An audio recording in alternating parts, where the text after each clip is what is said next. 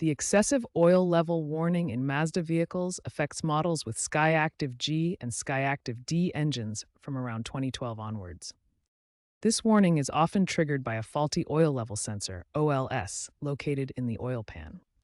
Common causes include overfilling oil beyond the full mark on the dipstick, sensor contamination from degraded oil, leaks in the oil cooler causing oil accumulation, and environmental factors like extreme temperatures.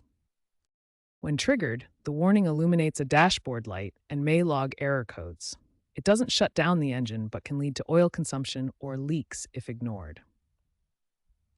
Always start by physically checking the oil level with the dipstick to confirm if there's actually too much oil.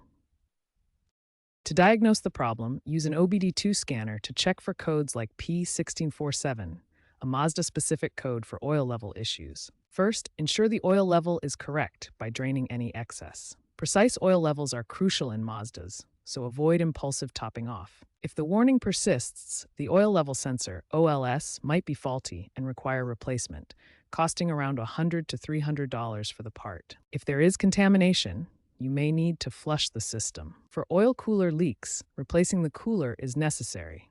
Parts cost about $200 to $500, with labor at $300 to $600. Some newer Mazda models receive over-the-air software updates to recalibrate the sensor. Dealers may also offer software recalibration, often free under warranty or recall. Proactive oil changes every 5,000 to 7,500 miles can prevent buildup and issues.